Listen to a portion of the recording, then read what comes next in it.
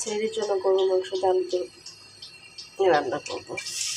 আমার ছেলে আর আমি রোজা রাখবো, সেই জন্য। আমার ছেলে আমার গরুর মাংস খুব পছন্দ করে, তাই রান্না।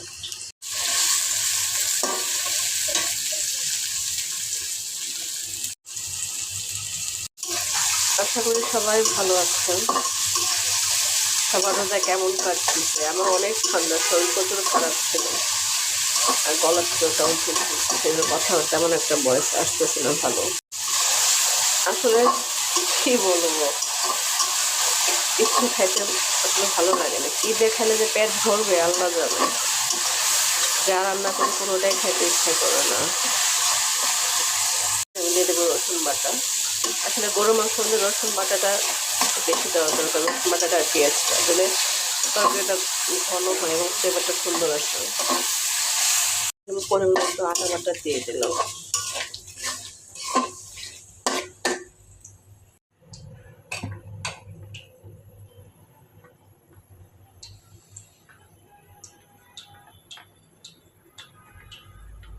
সব মশলা দিয়ে দিলাম একবারে।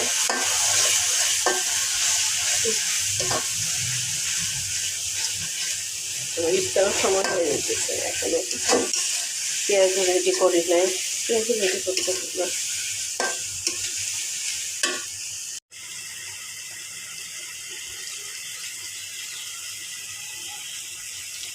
দিয়ে দিলাম। এখন একটু নাড়াচাড়া দিয়ে ঢাকলে ধরে দেবো আর কি।